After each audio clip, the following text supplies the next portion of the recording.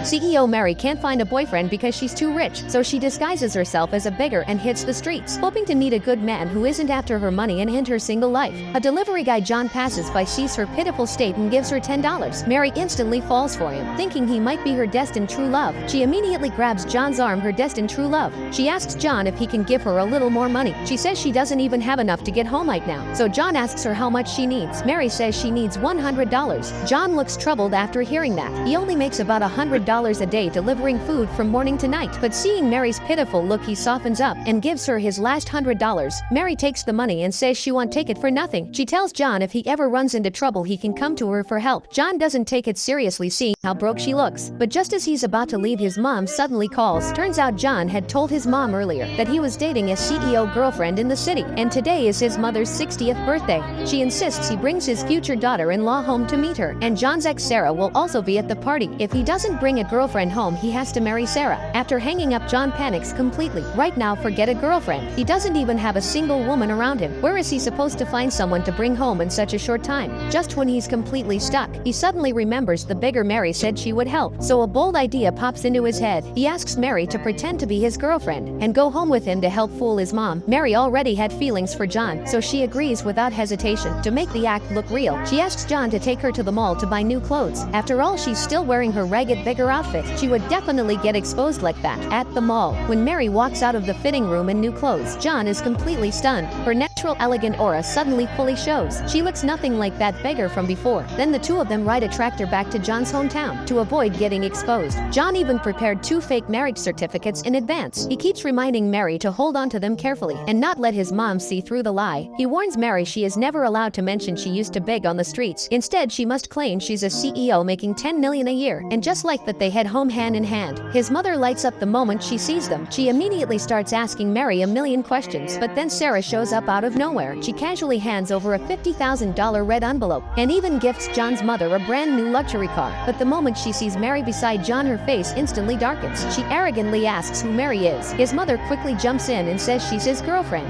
and a famous big shot CEO from the city. Sarah lets out a cold, mocking laugh, saying she deals with big CEOs every single day in the city and she's never heard of her before. Plus, she's been to tons of corporate events in New York City and has never once seen Mary. To prove their relationship is real, John quickly pulls out their fake marriage certificates. Sarah snatches them right out of his hands, and one look is enough for her to spot the flaw. The edges are peeling, it's clearly fake. She immediately tells John's mother the marriage certificate is fake. Just as his mother is about to confront them, a group of ruthless thugs suddenly break in. They claim a company wants John's ancestral house and plans to tear it down for a resort. They also say the project is co-developed with the Sioux group. Knowing they can't afford to mess with the Sioux group, John's mother quickly begs Sarah to help talk to them. Sarah is reluctant after hearing it, but still agrees under pressure. She quickly claims she's a branch manager of the Sioux group and asks them to give her some face, but they don't buy it at all and immediately order their men to make a move. Just then Mary suddenly steps forward and shouts for everyone to stop right now. Then she says she is the chairman of the Sioux group and warns them to get out if they want to live. Everyone is completely stunned, but Sarah instantly jumps in to expose her, saying the Sioux group chairman is the richest man in New York City and there's no way a billionaire would ever fall for a poor guy like John. John also thinks Mary is going too far with the act and tells her to tone it down. Hearing that, Mary says nothing more